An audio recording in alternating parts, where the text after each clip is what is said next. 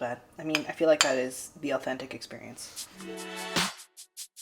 Hello everyone, my name is Lisa and I'm the Viet vegan because I'm Viet and I'm vegan. And today we're making an ice cream birthday cake because tomorrow's my birthday and I'm turning 33 and I'm like at an age right now where like if I want something to happen for my birthday, I have to kind of plan it myself, mostly because I'm very particular. Eddie also is not thoughtful in that way, and it's not a bad thing. It's like I know who I married. I don't expect this from him, so I'm gonna make myself a birthday cake, and it's gonna be a Dairy Queen inspired birthday cake with like the fudge layer and crispy crumbly cookie bits.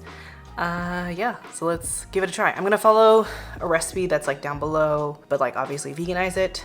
Yeah, let's give it a try. Okay, so the vision that I had for this was I wanted the classic DQ ice cream cake, but I also wanted to fit in my freezer and also not like an unreasonable amount of ice cream cake because we are only just one family. We don't eat ice cream that often, and it's also getting a little bit cooler, so like ice cream cake is not really the vibe, you know, with the fall weather. Late summer birthdays, you know what I mean? The most important thing I wanted to accomplish was that like chewy, gooey ganache layer, and according to the recipe that I was following / veganizing, the secret to that is corn syrup, which is honestly so simple. I don't know why I didn't think about it. If you want to not use corn syrup, some people on Instagram suggested using brown rice syrup, which I think would work, but it's a little bit thicker than regular corn syrup, so your results may vary. And when I followed this recipe, the layer of ganache was actually like a little bit too thick for my liking, so I think I would reduce it by a 1/4 cup of chocolate chips, and that way you get more gooey but less chocolate, so like the ratio I think would be like the better situation. So making the ganache is how you make any other ganache, where you heat up whipping cream, which I use non-dairy whipping cream, obviously, and you would heat that over the stove and then pour that over the chocolate chips, let it sit for about like 5 minutes, and then stir in the melted chocolate chips. However, I don't think I heated up my whipping cream hot enough, so I had to use a double boiler to just finish melting the rest of it, but that worked fine. If that is what happens with yours, then you can just do that.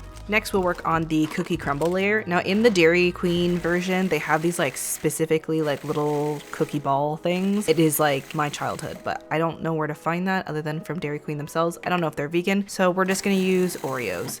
But you can use any sort of sandwich cookie. Oreo makes like gluten-free ones. There's like the other off-brand ones. I don't really think it matters. Mix it with some melted vegan margarine, and this will help sort of like crisp it up in the oven, and that way it'll stay crispy when you put it in between your ice cream layers, because we don't want a soggy layer, you know, that's not a good time. I bake this in the oven for about 10 minutes at 350 Fahrenheit and then let it cool. Now for, I guess, the most important part of the ice cream cake, the ice cream. I'm just using vanilla and chocolate dairy-free ice creams. Use whatever brands that are your favorite. You want something creamy, you want something delicious. Basically, you want something that you like eating. So I have here some Cosmic Bliss chocolate, and I have So Delicious vanilla. I think I prefer the So Delicious over the Cosmic Bliss. First of all, because Cosmic Bliss changed from being Coconut Bliss to Cosmic Bliss because they included dairy in their line, which I think is a weird step backwards, but you know, this ice cream is still vegan if you want to use this ice cream. I did find it got kind of icy. I think it might have been because the ganache might have melted some and then refroze. It is a good texture normally, so I'm not really sure what happened there, but basically just use your favorite ice creams. If you can eat tree nuts, I hear cashew is like the most creamy. I'm allergic to tree nuts, so that's not really an option for me, but it doesn't have to be chocolate or vanilla. It can be whatever ice cream that you want. So anyway, back on topic. I let this ice cream thaw for about 20 to 30 minutes on my counter before I started working it into the ice cream pan. You can accelerate that by dumping it into an ice cream bowl and just sort of smooshing it around till it gets like a nice creamy texture. It'll also be a lot more workable and easier to spread into your pan. You just want to spread it into your pan as like evenly as you can. It's kind of difficult with the plastic wrap, but do your best to sort of like make everything sort of go all the way to the corners. It'll look the nicest and the smoothest in the end, but the plastic wrap really is very helpful so that you can pop it out of your pan really easily once it's frozen.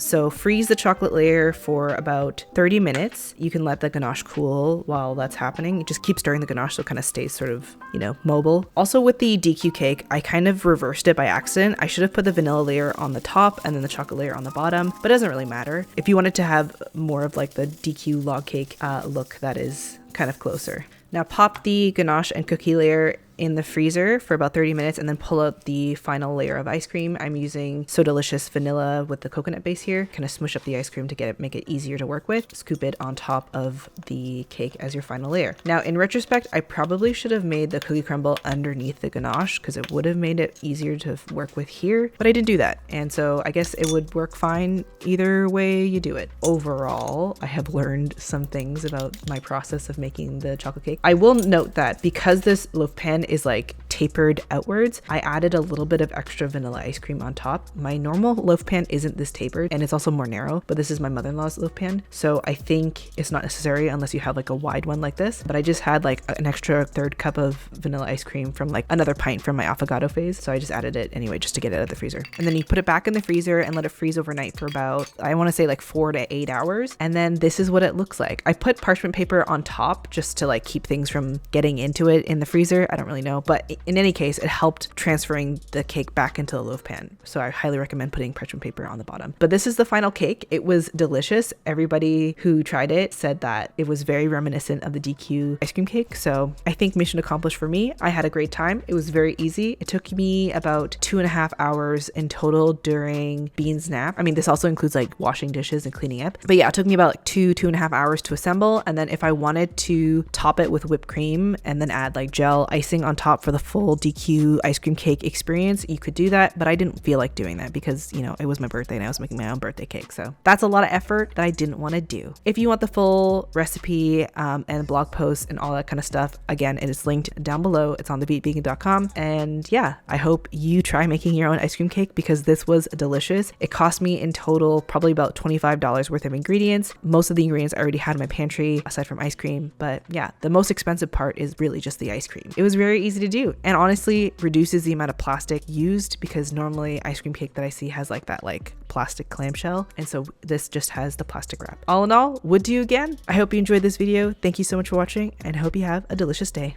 Bye-bye.